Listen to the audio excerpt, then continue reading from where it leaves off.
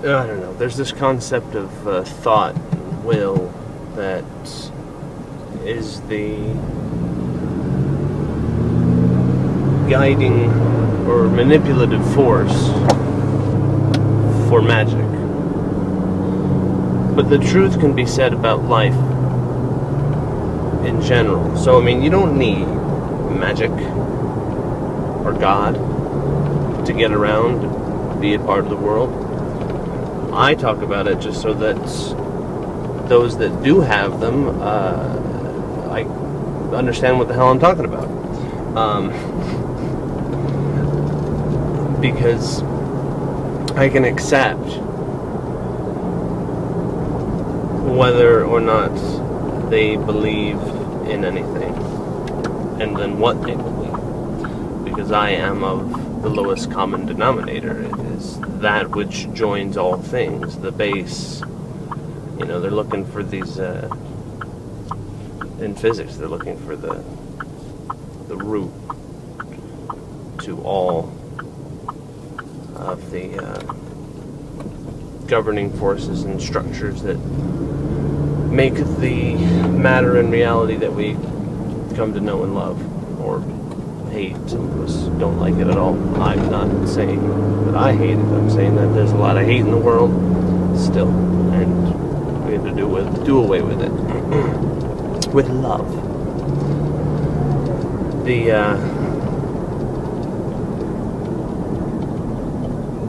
So the notion is that with love, this positive mentality, with a system of understanding and organization, governance, very positive community, working together,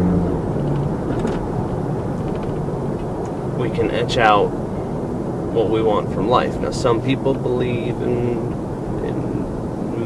magic and various pagan ideas. Some people have the Christian faith of the God, or Judaism, just without Jesus. And it's okay. I mean, provided they do it right. There's other religions, Hinduism, Buddhism. I think Hinduism something. Tao, Epicureans. Not all of them are religions. They're just kind of ways of life. And then you can chop up the levels of belief or awareness. You know, some people are more educated, some people are less, some people are more attentive, some people not so much. The amount of thought that is put into their day-to-day, their minute-to-minute, what they're aware of, what they choose to believe. Now, I accept all things, including nothing. So it's, I mean, for me, it all comes down to psychology as a big kind of sticky connectivity glob that roots that to the mundane world. But I don't recognize deities over me. I recognize deities as manifests. But it doesn't mean that they don't get a level of respect, because they are given power and they are given form and life by those that believe in them. And by acknowledging that energy,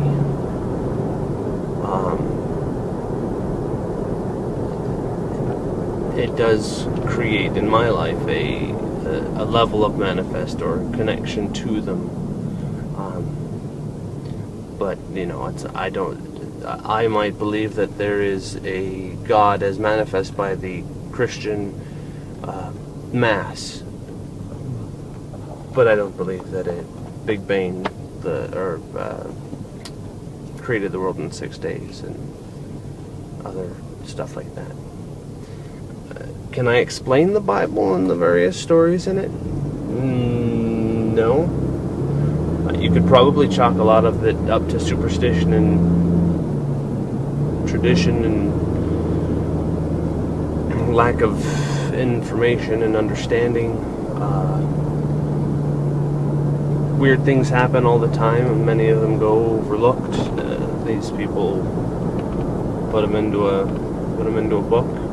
How they happened, if they happened, I'm not one to say. I'll tell you that there's a lot of stories in the Bible, though. A lot of stories that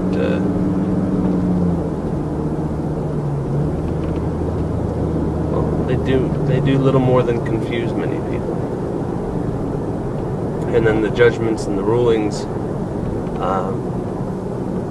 they're all very specific towards, what this one group wanted to accomplish. They felt this, and this were all bad and created sin, and that there's a heaven according to Christianity. So there's this heaven, and if you follow Jesus, you accept Him, you give Him your sin, which is irresponsible, in my opinion. But it's a notion, it's an idea. Is can you forgive yourself? Can you let it go and accept that you can change and be different and move on and do better for the world? Because that's ultimately what it's all about. They talk about evangelism, and you just do good with what you know. I don't know if I've said this on here yet, but it's, if knowledge is power, and with power comes responsibility, yes, well, we've all heard about that before, then do with your know. Do good with your know, with K-N-O-W, So,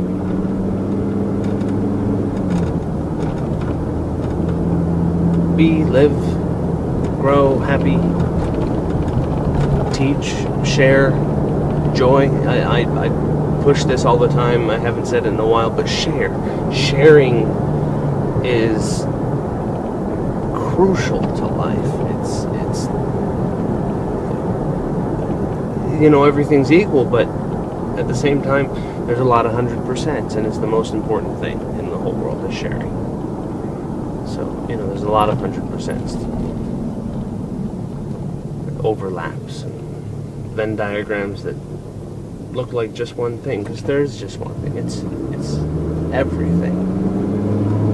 And our interaction with the beyond of our world is limited. I mean, currently we have this nice little sphere that is the radio communications bubble popping off of our planet, the extent of which we have gone into space at the speed of light. So whatever, how many years that is, 100 years or something out in the space, 100 light years. So it might be more than that. I don't know when the radio came out. Sorry. It might be less.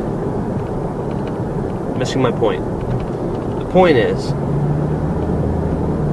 you can manifest your reality. When this is proven scientifically, you can manifest with your thought, with your will, with your focus. And how do you focus? Well, there's exercise, training involved. You get everybody has a different martial arts, repetition, meditation, exercises. In Wicca, we learned to build the circle, but it's more than that. I mean, it's broader than that. You do these focused pinpoints of whatever, and I think that there's a lot that is overlooked that way. You got to live.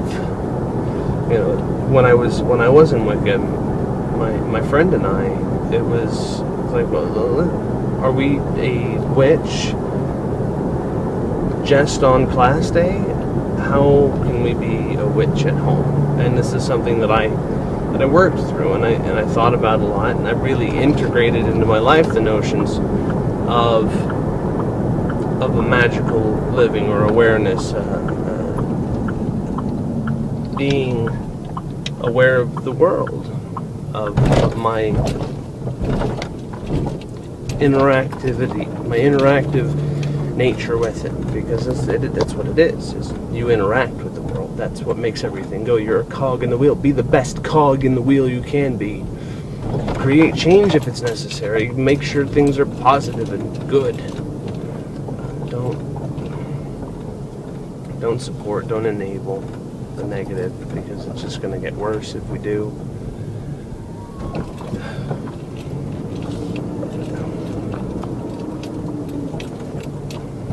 It's all heavy, important stuff, and I'll reiterate, the only thing I'm serious about is my fun.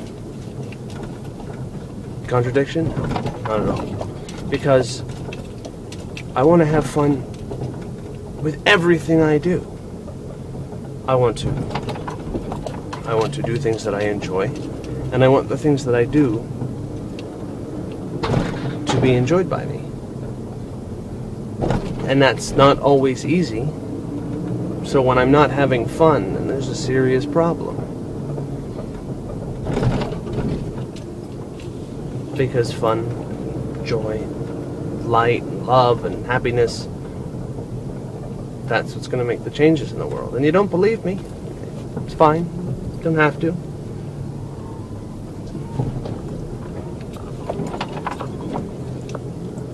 But I'm right, just as so many people before me have said it, but, because I'm not saying anything new.